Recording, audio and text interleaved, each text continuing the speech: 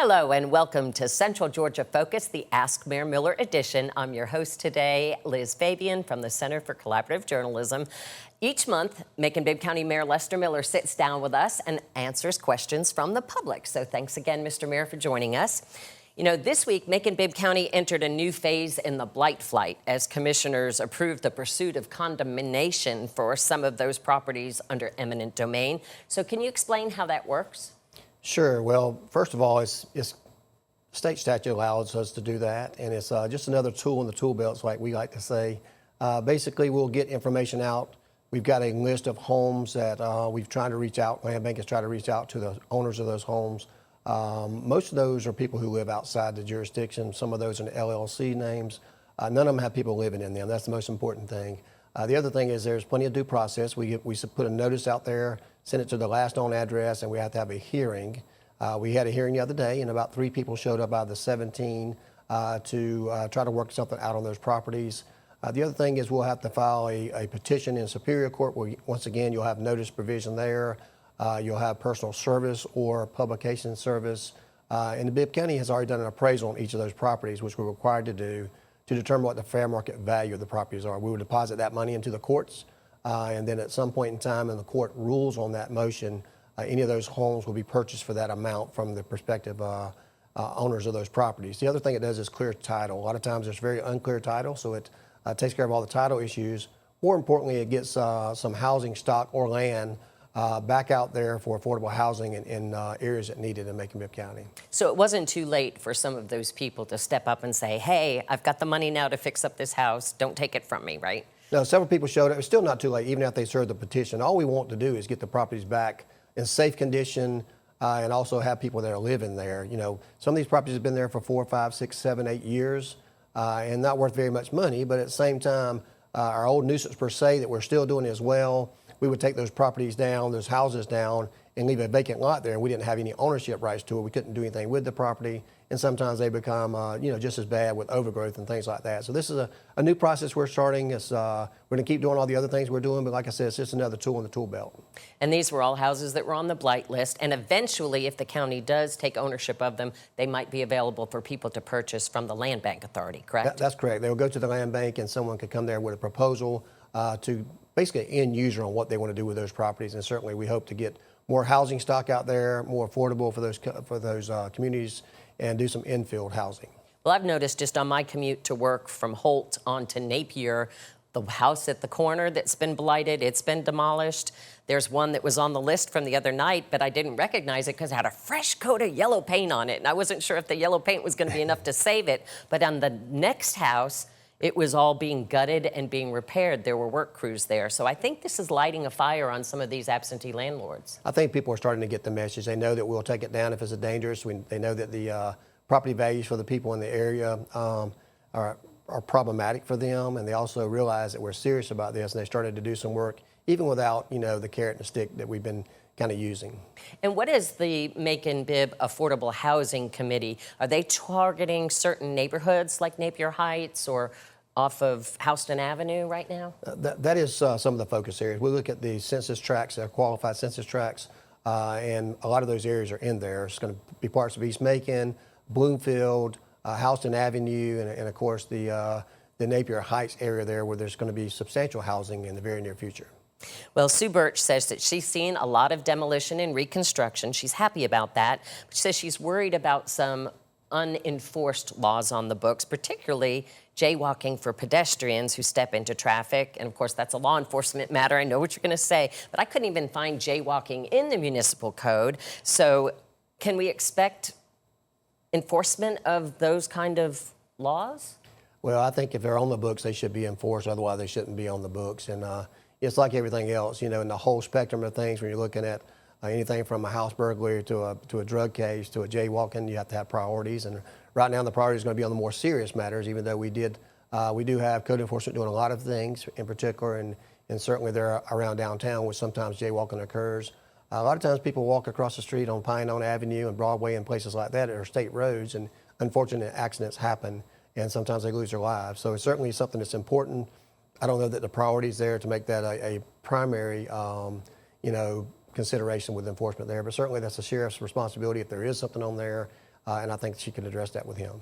The last Pedestrian Safety Review Board meeting, Brad Belo came as a member of the public just to encourage them to do more road safety audits. Because when he was a member with Planning and Zoning and MPO, they were out there, and that's how we got some things on Gray Highway and Mercer University Drive. Do you know, are there any plans to do more road safety audits through the committee? Oh, I'm sure that there are going to be many road audits that are done. Getting the normal, different people in there involved in doing that. Several organizations have already performed those, and they come back and report that. And a lot of times the people are our best, boots on the ground, the best people to listen to. So we get a lot of things from the neighborhood. And as you know, we're having this sidewalk study coming up soon. That sidewalk study is going to look at all the sidewalks to see where we can do a better job at as far as repairing, cleaning, or installing new. I think that's all going to be part of the process. You've been looking at my paper again, because that was coming up. But before that, I was going to say that I noticed an overgrown sidewalk on Gray Highway, kind of close to 2nd Street. It was overgrown and a lot of trash there. Is See-Click Fix the only way to do that? Or do you have work crews that go out and kind of survey and say, oh, hey, you need to get over there and weed eat or whatever? Well, since that's a state highway, you need to talk to the Department of Transportation for that. However, highway, sometimes people do a See-Click Fix and they'll get closed out by the county and they'll get upset because the work hasn't been done, but really they're notifying the improper, not the proper people to do that. We forward that information along as best we can, and of course we try to work with all of our partners. But a lot of times we do that as well. We see those things and we notify the proper people in hopes of getting something done. And you also mentioned getting calls and hearing from constituents about, when are you going to pave my road? When are you going to pave my road? But then, as soon as you start paving the road, I'm stuck behind paving trucks. And that happened to me the other day, and I couldn't get into my neighborhood. Is there a way to let people know when it's happening? Or because you're trying to do it the most efficient way, if somebody gets finished early, then they have to go somewhere else? But usually there's sheriff's offices, deputies, or somebody out there helping with traffic. So is there any way to know ahead of time? We don't get notified ourselves. They have 150 days to do the paving. Some of the large roads, we get a couple of days notice, and of course we'll post that on our social media. It'll go out in the hub if we know in advance. I can think of right now Napier is going on. You mentioned earlier about seeing houses over the Napier area. The entire Napier from Central High School all the way to Forsyth is getting done, moving very quickly there. And of course we'll be finishing up the rest of Bass Road here soon. We'll move the times of that. We try to work around schedules as much as possible, but we give these contractors a time limit. They have to look at their own mapping to decide where they need to do and how they need it, what order they need to do it in to get it done within that period of time. So as much notice as we can give people, we try to, but we warned you long ago, we're going to be paving roads, 20 years of roads in just 1 year. You're going to have to expect to be behind some asphalt trucks at some time, but hey, it's just a day of inconvenience for a lifetime of good quality roads. Well, that sounds good. You mentioned in Napier, yep, I detoured past the paving on the way to work. And then when I was going to take pictures for some of those houses on Napier that afternoon, it was already done. So it does move quickly. Superch also wanted to know, well, before that, Demetrius Ross wanted to know if Elf Street was going to be paved properly instead of just patching. It may have already been paved since she asked, but. Well, what I would tell her to do is reach out to her commissioner. The commissioner can look up the information and see if it's on the list. All the roads have been graded in Macon. We start with the roads that are the more severe in certain highly traveled areas. I presume that road is going to be on there. Patching is what's been done in the past. If you've got one pothole, two potholes, but they score very high. I imagine that road's probably on the list, but you can certainly do that. Also, look at our Bibb County procurement page. You can see when those things go out to bid yourself, and that's open for everybody. Superch also questioned when the lights will be restored on the interstates through Macon. I know that's probably another GDOT question, but she says, like, particularly from Hartley Bridge past Zebulon and through I-16, I-75, it can be very, very dark at night. I agree. I travel those roads as often as probably most people do. And, that's entirely up to the state. Once they give us the go on that. So once they're finished with the project, once they get those things lit, we pay the bill. So that's one thing we do. So it's not for not paying the bills, it's for some probably some technical things that are going on now. I'll be glad when the entire projects get finished and we have lights on everything. It's a lot safer for everybody, and they can see the beauty of the project as well. Well, we've come another milestone. There was a new traffic pattern coming from I-75 North to Spring Street the other day, which means I think I've finally figured out where the pedestrian bridge is going to be, because where we have been exiting on Spring Street there, that's now abandoned. So what's going to happen with that? Is GDOT going to make that a pedestrian bridge, or is there going to have to be local or state funds come in and turn it into part of the Okmulgee Heritage Trail? Well, there's two bridges. There's one over the railroad and one over the Old Muckee. So GDOT will be demolishing one of those bridges and keeping the other one up for pedestrian. And we'll be applying for a grant to get across the railroad. So that has to be an expanded pedestrian bridge, for lack of a better term, that doesn't have any pylons or anything on railroad right away. So we're applying for that grant right now as we speak. We are very encouraged that we can get that grant to make that happen, and it'll all tie in nicely with the end of the interstate work finally. And speaking of the Okmulgee Heritage Trail, on the north end, north of Amerson, y'all recently, in the last several months, bought up additional property, and there was a house there that you were going to take a look at. Have you thought about how the county might be able to use that house? Oh, I've thought about a lot of things. So we haven't come to any conclusions yet. We always, look for intended purposes when we get those projects. It's a very beautiful home. The tenants are still living there and paying rent right now. Okay. So we're getting income there while we do the work on the front end of that. Once that's taken care of, we'll put all of our heads together, get some community feedback. I've got a couple of thoughts on how we can use that ourselves for saving money, but also for people coming to town. We expect to have an equestrian part of that as well in front of that for horses. Wow. Possibly a horse trail, biking trail, and a walking trail all in the same place. So lots of things are going to be happening there, but we've got other projects in front of it, so we're kind of getting to those first because we've got some huge projects that are coming that require a lot more of our time than the trails, but we'll be moving to that very shortly. Must be looking at my paper again, because when we come back, we'll be talking about more of those projects and hopefully getting some updates from the mayor. Stay tuned.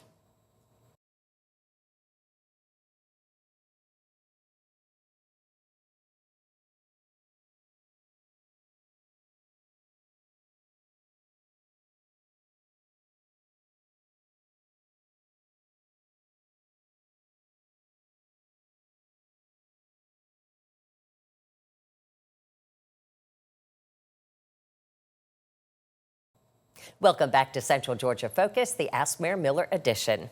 Now, the County Commission also authorized TVS Designs to go ahead and proceed with more drawings for the convention center and hotel. And the documents estimate that that's a $165.5 million project to develop that whole block. So what are your thoughts about paying for that? Well, we don't ever put anything on paper if we don't think we can pay for it. So that's just one part of the puzzle. Right now, we need to have some plans in place. Nothing starts without planning, and we got to have the architectural drawings. Those numbers go up and down. That also includes a hotel and a convention center there. We got some developers, as you know, that we've been talking to that will play a large part in that. So we're going to make sure it's right size, make sure we can afford that. We've got studies going on right now to answer those types of questions, but it's never going to happen if we don't get started. So our plans were to do that, and I'm glad that the commission unanimously approved that. TVS done the wonderful design at the amphitheater. They've done a lot of great things in Atlanta and elsewhere, and we're excited to get that project off the ground. It will work nicely with what Mercer has going on across the street in partnership with us and others there with the new medical school, and we want to kind of be on the same timeline for all that to happen. So we're excited about it. I wish we had done it 6 months ago, but as luck would have it, we just did it this last week. So either way, it's going to move forward. Well, P&Z just rezoned those 11 acres on the other side of Riverside Drive for the School of Medicine, lofts, parking deck, and another office building. And then there's that whole area where the dog park kind of is now. Is there anything to share about plans, or that's down farther on your totem pole of things to do? Well, I think you'll probably see a hotel there. It's going to be a hotel, a mixed-use development there with residential, medical offices, a school, some lofts, and possibly a store or some other retail restaurant right there. So lots of things planned for that site. A lot of money be spent by folks outside, which is great. But it'll work nicely with our project across the street, and we'll also do a lot of the road diet there as well to make sure we got traffic calming, make sure the landscape is beautiful there, and make sure we take advantage of the river we got there. Anything more to add? Is there anything further being discussed about across 75 there, where the Veterans Administration is possibly looking at building a medical center? Well, there's an RFP out there now, so we'll wait to see what happens there. We gave the exclusive right to one particular company that has partnered with us. Hopefully that's going to be resolved in the next 6 months, and then we'll know something a little bit closer. Certainly, I think it meets all the qualifications necessary, and we're excited about the potential jobs it could bring. If something happens when that project doesn't happen, we've got items B, C, and D right behind it that I think will be equally as well, but this is our preference. Anything going also with the Marriott City Center Hotel? I know that the UDA had an option. UDA will be purchasing the hotel, I'm pretty sure. There's some contracting stuff that are going on now. We took a visit recently to a place in South Florida that would give us an idea of what type of place the Marriott could be. And certainly it works nicely with the fact that we're doing our arena project there. We've got the Coliseum eventually that will come down, and it's connected to that convention center, so that may come down at the same time. But I think we as in UDA would probably temporarily have that Marriott and at some point in time transfer that to someone else. So there's really serious discussions going on about taking down the Wilson Convention Center. After the convention center is built. That's correct. Okay, so that's another replacement kind Right. of thing. Now, there was a brief mention in your State of the Community address about, of course, we've got to get the Elk Boogie Mountains National Park, and then you kind of went on to other things. But is there still plans to have that alternate entrance if it does become a national park there at the end of Clinton Street? I was hearing some rumblings recently that maybe that won't ever happen. I mean, not the park, but that entrance. Well, the park's definitely going to happen. I think the people like to have an alternate entrance there. That's going to be for someone else to decide. It's nice to have that option, and I'll let the higher-ups decide that. It's going to cost some money to get a bridge over the railroad track there, so that's one consideration. Having a bicentennial park there, having our relationship with the Muskogee Creek Nation right there at the house that we have there, the new development come there, may lead way to an additional entrance there. Hey, whatever's best for the community, I'm in favor of. If it turns out to be on the other side, that's fine too. But we'll do whatever we need to do. I think that's the least of our worries of which the interest is going to be, as opposed to let's get this national park named and hopefully the people in Washington do their job soon. And now, so that would be like a national park decision as to where the entrance would be? That's correct. Okay.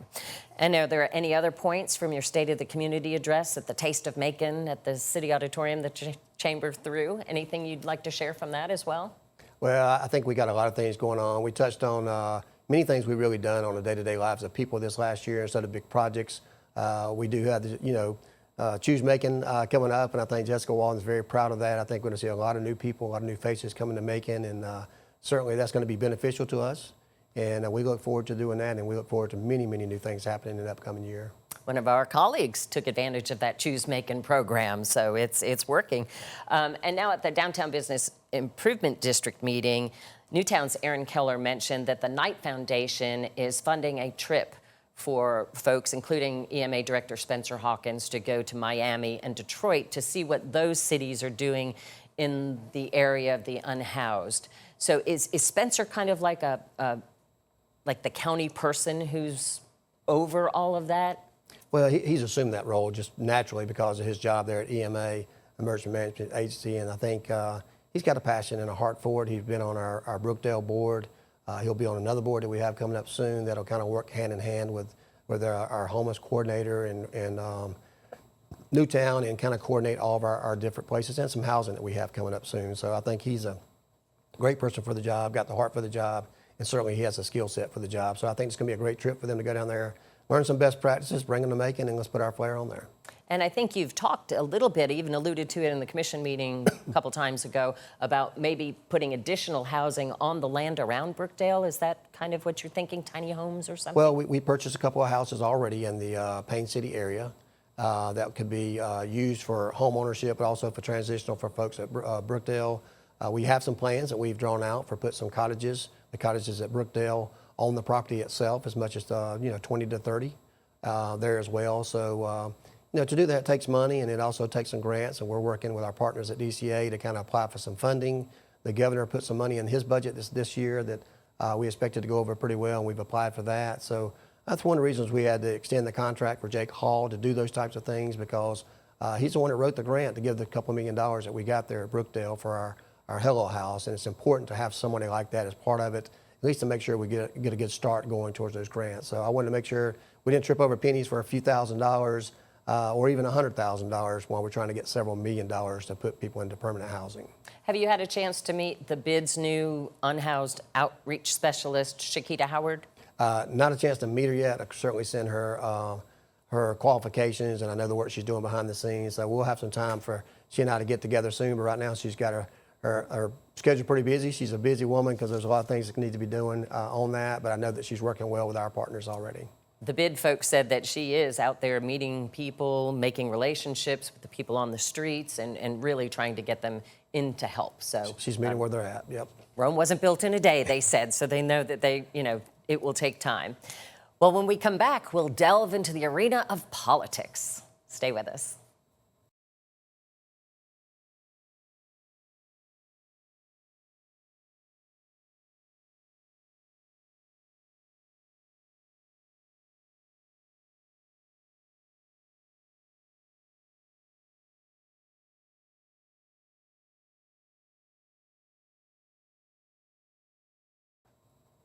Welcome back to Central Georgia Focus, the Ask Mayor Miller edition. We appreciate you sticking around. We are now full-fledged in election season, Mr. Mayor, and you were recently asking folks on Facebook who they were supporting in statewide races. Are you ready to endorse anyone? No, I don't plan on endorsing anybody in statewide races right now. Certainly that's the people's choice themselves.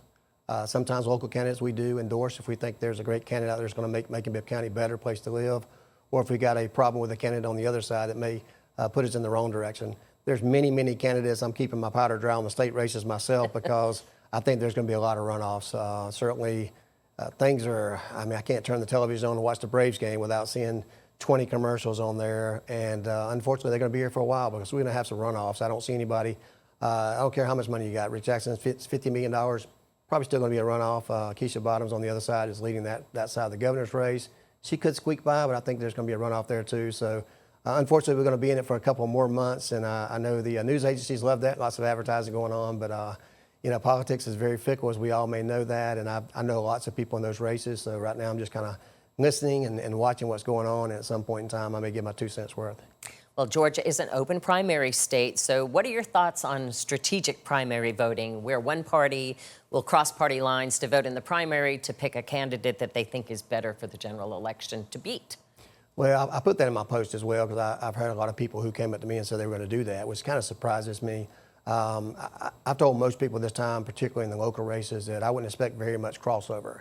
You know, if you got so many Republicans and so many Democrats, I think they're going to stay in their lanes for the most part because there will be runoffs that they're going to want to participate in. It's one thing if you know that one party's got it over the other party, you can go in there and kind of, you know, help choose the wrong party. But I think the problem is here is there's just you want to make sure that you can still vote in that runoff. And if you switch over the other side and a runoff happens in your particular party, then you're not going to be able to make that decision. So I think it's going to be few and far between people that's doing that strategically. There's going to be people who do it, but it's not going to be enough really to make a difference in a state race, in my opinion. I noticed during the runoff for District 5 in the County Commission, there are actually golf carts at Macon Mall to shuttle handicapped or elderly people from the parking lot to the Board of Elections. Is that going to be a regular practice? I know that was the only early voting site that was available. Well, first of all, you're welcome. You can thank Mike Kaplan and myself for that. I know others have reached out to me there as well. I had some conversations with Tom Ellington and, of course, Tom Gillian. But Mike called me and said, hey, we really need to have these things. And we made it happen within a day and got those things out there. Some people got transported. We're really working hard right now. We've got some work going on in the building right now at the very end of the mall there next to the library, trying to get ready. I don't think it's going to be ready by the time we vote in May, but we're trying our best to do that maybe by the runoff, certainly in November. So seniors will have a place to go right at the curbside, right there in that building that's right there. And we've already began to work on that. So we'll have the carts there, renting those out until such time as we have that other part open.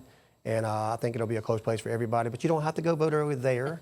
There's other locations that you will have during this next election. I think at Theron Nursery and Elaine Lucas Center as well. And, of course, you can do your absentee ballot or you can go to your own precinct today. But I think we'll have many choices for people that want to vote. Summer season is upon us. Is there anything you can share about upcoming events at the amphitheater? Well, I think we got a lot of sold-out shows coming. I think really? Alabama's going to be one this next couple of weeks. You got Treaty Oaks Revival coming up, and you've got a couple more coming up in the fall with Ty Myers and Gavin Adcott. Babyface is going to be here soon, so people are asking questions about that. Just lots of going on.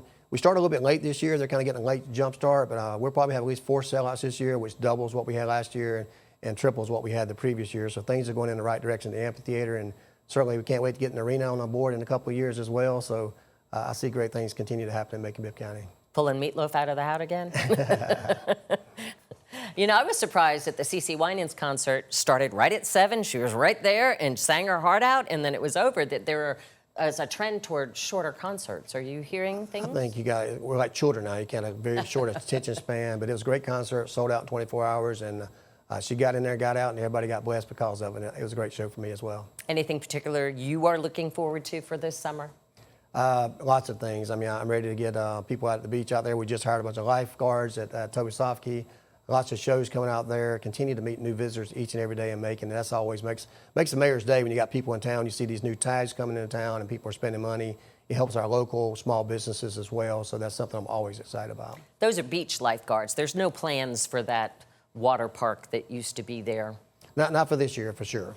There's plans there in the future for other things like that, but right now those are beach lifeguards. Well, thank you so much for joining us today, Mr. Mayor, and thank you at home for joining us. Remember, you can always be part of Ask Mayor Miller. Send your questions to mercerccj@gmail.com, and we'll get you some answers next time. Thanks for joining us.